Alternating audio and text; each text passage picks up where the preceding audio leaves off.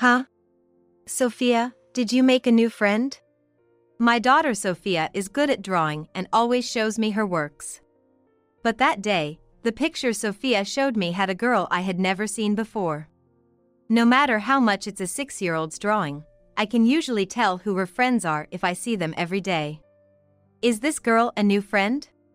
That's what I thought when I asked her, but Sophia gave me an unexpected reply. This is my sister. But she has a different mom. Sophia said this with an innocent smile. Sophia's sister? A different mom? What is Sophia talking about? Unable to understand the situation, I rushed to my brother, who is a lawyer. My name is Emily. I'm a 29-year-old illustrator working from home. I met Chris at a mixer during my senior year of college, and since then, we've been living happily as a family of 3 with our daughter, Sophia. At least, that was the plan. I usually don't attend mixers, but at that time, there was someone who wanted to meet me. My friends, not wanting to miss out on a mixer with businessmen, pleaded with me to go, and I reluctantly attended. At this mixer, Chris pursued me earnestly, and as someone who was completely out of the dating game, I was swept off my feet by his charm, and we started dating. We ended up getting married the following year when I got pregnant. At that time, I was 23 years old, just about to start my career, and Chris was 3 years my senior at 26. My parents were strongly against marriage. But I was already head over heels for Chris and couldn't consider not having his child. In the end, I went against my parents' wishes and married Chris. I didn't know it at the time, but this was the beginning of my misfortune. Shortly after we married, I found out that Chris had been lying about various things. First, he wasn't a businessman but worked at a nearby factory. He also had a previous marriage and, in fact, had a child. I wouldn't have refused to marry him if I had known, but I was shocked that it had been kept from me. Chris thought that no one would accept him if they knew he worked at a factory. He thought no one would marry him if they knew he had a child from a previous marriage. Both lies were told out of his desire to marry me and stay with me. At the time, I was flattered that he wanted to marry me so badly. I was happy, believing he truly loved me. The reason for his divorce was that his wife had cheated and left home with their child. Clearly, it was his wife's fault, but it didn't change that it was his child. Chris told me he was sending $1,000 a month to his ex-wife as child support. Isn't $1,000 a month too much for child support? I did think that, but Chris wanted to provide, even if it meant stretching financially, because he couldn't be with his child. I saw Chris as a pure and kind person. After we got married, to save money, Chris moved into my place. I had been working from home as an illustrator since college. After winning a contest in my junior year, I started getting various job offers from companies and even held a solo exhibition. So, I had been living alone in a 3-bedroom condo since college. This space was sufficient for a child for the foreseeable future. Looking for a new place would have meant additional costs. So we decided it was best to live together here. Most of Chris's salary went to child support, so inevitably, rent and utilities continued to be covered by my salary as they had been when I was single. Honestly, if we could live happily as a family of 3, that was enough for me. However, after our daughter Sophia was born, Chris started coming home less and less. Chris's factory operates on a fixed rooster, so there shouldn't be any overtime, but he started coming home late, saying there were machine troubles. It started as just a few times a month, but by the time Sophia was 2, Chris would come home late from hanging out after work, saying things like, "I was invited by my colleague," or called by a buddy. Additionally, on weekends, he would leave for visitation days with his child from his previous marriage. Eventually, Chris rarely came home, and when he did, it was just to get some spending money. Then 4 years passed. One day, when Sophia turned 6, I got a call that my mother had suffered a stroke. Thankfully, she was not in life-threatening condition, but she needed to stay in the hospital for about 2 weeks. My father was traveling abroad for work, and like me, my brother had moved to the city and was thriving as a lawyer. I was the only one who could take care of our mother. I explained the situation to Chris and told him I wanted to go back to my parents' home until my mother was discharged. It's a 3-hour by plane from our home, so commuting between home and the hospital was not feasible. I can work from anywhere, but Sophia is still too young. She has school, so I can't take her with me, and she can't stay home alone. My friend takes care of Sophia after school on weekdays until the evening, but I can't leave her on nights and weekends. Chris, who hardly ever comes home, was the only one I could ask to take care of Sophia. I told Chris that even if it was just for this period, he needed to come home after work and look after Sophia. Chris, while concerned for my mother, reluctantly agreed, making a clearly reluctant face. Sophia will be at her friend's house until 6, so go pick her up. Then, could you handle dinner and homework? That'd be great, right? Every day? Yes, every day. What about the weekends? Stay with her on the weekends too. Can't you just take Sophia? I can't pull her out of school for 2 weeks. Besides, I'm not going out for fun. Help out for once. Sophia is your child too. After saying that, Chris reluctantly agreed. I explained the situation to Sophia, and the next day, I headed to my parents' house. Rushing to the hospital, fortunately, the symptoms were mild, and there was no lasting paralysis. My mother was able to be discharged a bit earlier than planned, on the 10th day. My father managed to adjust his work schedule to be back on the discharge day, and they could spend some time together at home. Relieved that my father had returned, I decided to go home a bit earlier than planned. I contacted the friend who had been taking care of Sophia and my other friends and went straight to my friend's house to pick up Sophia. After thanking my friend, I returned home, and while I cleaned, Sophia quietly worked on her picture diary. Sophia loves drawing just like me, and keeping a picture diary has become her daily routine. As I finished cleaning and went over to Sophia, her picture diary was almost complete. She said it was today's entry. Today's drawing depicted her playing with her friend Hannah, whose mom had been looking after Sophia. As a doting parent, I can easily tell who she is drawing because Sophia captures people's features so well. After finishing today's entry, Sophia also showed me the diaries from the days I was away. Most of them were of her playing with Hannah and Hannah's mom. I wondered if Chris really took good care of Sophia at night. Sophia would likely have mentioned it in her diary if Chris had fed her. While thinking this, I flipped through the diary. Then, I noticed the entry from the weekend I was at my parents' house.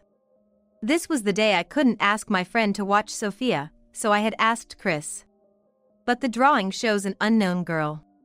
The picture depicted Sophia and a girl I had never seen, playing house at home. There shouldn't be any friends at our house over the weekend I was away. Could it be the child from his previous marriage? But that child should be about teenage by now. What was going on? Puzzled, I asked Sophia. Huh? Sophia, did you make a new friend? This is at our house, right? Then Sophia surprised me with her response. This girl? Yes. This girl is Sophia's sister. But she has a different mom. What? I let out a bewildered voice unintentionally. What does it mean she has a different mom? Not a big sister, but a little sister?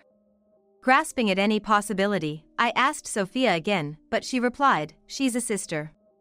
Because Lisa is only 4 years old and I'm already 6, so I'm the big sister, right? She answered innocently laughing, but this was no laughing matter. Lisa? A name suddenly mentioned that I had never heard before. Sophia's sister with a different mom. Does that mean she's Chris's child? I had heard that Chris had children before marrying me. But those were before we got married, so naturally, those children would be older than Sophia. There exists a younger child with a different mom than Sophia. There's only one thing that could mean. Overwhelmed, I found myself unconsciously heading to my brother's office, who is a lawyer. In a near-panic state, I approached him and he kindly welcomed me. He listened to my story with surprise and introduced me to a reliable detective. As I explained the situation to the detective while showing the picture, Sophia chimed in, "This is me, and this girl is Lisa. Lisa is 4 years old and she's my sister. But Lisa is mean, she hid my colored pencils. Dad told me that she has to be patient because I'm the big sister. If being mean is what having a sister means, maybe I don't want one." Both my brother and the detective were at a loss for words after hearing Sophia's story. A few days later, I received a call from the detective with the results of the investigation and went to my brother's law office again. My brother had already heard about the investigation from the detective and said to me, "You might want to brace yourself for this information. Are you okay?" But I was already prepared. "It's okay. I kind of understand, and I'm ready." However, the results of the investigation were beyond my imagination. Chris seems to be having an affair. Well, that figures.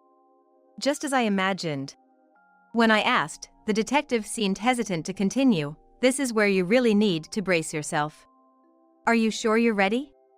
Does that mean the affair partner is someone I wouldn't expect?" Various people popped into and out of my mind. It couldn't be Hannah's mom, could it? No, that can't be. In the end, the only people I could think of were other moms. There's no use thinking about it alone. "Please tell me."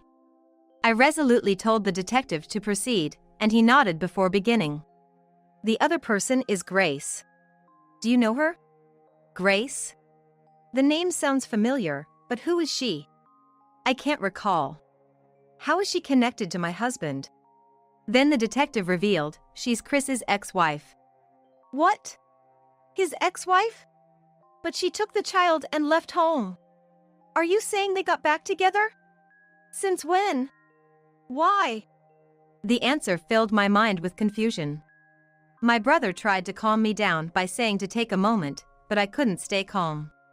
Then the detective patiently answered my questions. "It seems that the story about her taking the child and leaving home was a lie." "What?" "Chris was the one who left home. Apparently, their divorce was not because of discord. Their relationship continued even after the divorce." Wait, that doesn't make sense. They were getting along but suddenly divorced, and Chris left home. But their relationship continued? Yes. By the way, the child at that time, Karina, seems to be with Grace's parents. The only thing that matched the story I heard from Chris and reality was the fact that Chris and Grace had divorced. Sorting through the detective's information, it turns out that Chris and Grace got married shortly after high school due to an unexpected pregnancy. Chris then dropped out of college to start working at a factory to support the family. But his salary during his first year of day shift work was meager, and they struggled to make ends meet. Despite this, Grace was unsupportive, complaining about the crying child, pushing Karina off to her parents, and living lavishly without working, buying brand items. Living with Grace under such conditions meant inevitable financial hardship. Yet, it seems they still loved each other. They must have thought of some way to live together comfortably. That's when they came up with the idea of a fake divorce. If Chris remarried someone wealthy through a fake divorce, they could secure some money. Furthermore, if Grace takes care of Karina, they could also receive benefits. Chris thought that if he lived off his new wife's money, he could give all his earnings to Grace. It seemed like a win-win situation. In fact, Grace had reported to the welfare office and was receiving welfare benefits. With Chris's salary and the grants financially comfortable, they had Lisa 4 years ago. The weekend visits Chris claimed to be making to see his child from his previous marriage were not to see Karina, but to see Lisa, who was born 4 years ago. Even his weekday outings were visits to Grace. But despite his ongoing relationship with Grace and his affection for Lisa, Karina was still left with Grace's parents. I was stunned by their reckless actions. I felt no anger, sadness, or frustration. I was just utterly dumbfounded at them and at myself for being cluelessly content these past 4 years. But what disgusted me even more was how these two selfishly dragged countless others into their mess. Thinking of Chris probably at Grace's place even today made me want to confront them immediately, but my brother stopped me. He was right. Storming in there impulsively would only lead to them brazening it out. That wouldn't happen. I decided with my brother to carefully plan our next steps. I told Chris that our mother would be staying with my brother for her recovery, and that I would also stay there with Sophia for a while, and then left with Sophia. Having rented a condo near my brother's place during college because I felt safer there. I never imagined this decision would come to my rescue. My brother warmly welcomed us, and we began a temporary cohabitation. A few weeks later, as my brother predicted, Chris contacted me. He was furious on the phone. "Hey! What have you done? What is all this about? You won't get away with this." That should be my line. Does he even realize what he's done? Yet, I headed home to put the final touches on my plan, having arranged for Sophia to stay with Hannah's mom. When I arrived, predictably, Grace was there too. "This is my house, you know." Chris still demanded, "What the hell have you done?" He didn't even try to hide Grace's presence. But soon after realizing he wasn't dealing with just me, he was lost for words. Yes, I had returned with not just my brother but also Chris's parents. After explaining everything to them, they knelt down and offered their help. I confronted him coolly. "What do you mean by what have you done? What are you talking about?" Chris probably hadn't expected me to be so assertive. He stammered, "Well, I mean..." He struggled to speak. Grace, seeing Chris's parents, tensed up and looked down. Were they giving up too soon? I pressed them. "You won't know unless you talk. Explain what happened with your own words." Not that I didn't know already, but it's important to hear it from them. I pressed them hard. "The welfare office called about the support allowance. Maybe Emily knows something about it?" Chris started speaking meekly. Where did his earlier defiance go? It seems the welfare office had contacted Grace about potential fraud in her benefit claims. My brother had inquired with the office and predicted they would contact her today. I again confronted them. "So you've been deceiving me all this time?" "Well, not deceiving per se. Not just me, you've also been lying to the government and collecting various benefits, right? Did you seriously think you'd never get caught?" "Really, we didn't intend to deceive anyone. It just turned out this way." "What? What are you talking about? This is obviously premeditated. Even our meeting was orchestrated by you." I was completely fooled. How stupid of me. "No, that's not it. I mean, of course, I love Emily too."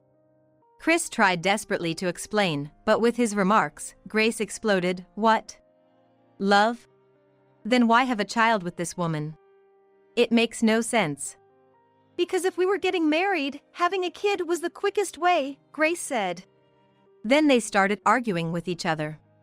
"Can we please put your squabbling aside for now?" I interrupted them, exasperated, and Chris said, "I'm truly sorry. It was all my fault. Please forgive me." He begged. "What? Forgive? Who do you think you're asking for forgiveness after all you've done, lying even to the government, and now you ask for forgiveness when your position is threatened? No way. Don't underestimate me." When I shouted, Chris's father seemed to reach his limit and scolded, "Chris, enough is enough." At that moment, further visitors arrived at our house. They were Grace's parents. Apparently, Chris's mother had contacted them. As soon as Grace's parents entered the room, they confronted her. "What do you mean you were divorced? We weren't informed. We're cutting ties with you. Karina will never see you again. Karina has said he doesn't want to see you ever again. We will also take Lisa with us. We came today just to tell you this." Then, turning to me, they said, "We are truly sorry for everything." With that, they took Lisa and really left. It seems Grace's parents were kept in the dark about the divorce, and the couple had occasionally taken Lisa to visit Karina. What kind of nerve do these two have? Ultimately, both children were taken by Grace's parents, and they cut ties with Chris and Grace. "Wait! Lisa!" Grace cried out, but it was too late. It was already too late to regret her actions. Afterward, Grace was presumably shocked by Lisa being taken away. Her eyes were vacant, and she was out of touch with reality. There was no point in discussing anything. Chris, realizing there was nothing more he could do, collapsed to the floor, repeatedly muttering, "I'm sorry." We left the two of them despondent and went home. Later, with my brother's intervention, our divorce was finalized smoothly. Chris started paying for Sophia's child support. Without any financial strategy, the two naturally incurred a significant debt. Though both children were taken in by Grace's parents, living on Chris's salary while managing two adults and repaying debt was extremely difficult. But it wasn't just me demanding repayment. The government also issued an order to return the improperly received benefits. Eventually, Grace was evicted from her place as she couldn't pay the rent, and now it's unclear where or how the two of them are living together. Thinking of the future, I decided to move.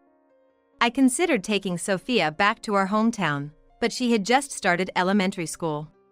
Respecting Sophia's wish not to leave her friends, we decided to stay in the suburb. I rented another condo near my brother's place, where Sophia and I are now living happily together.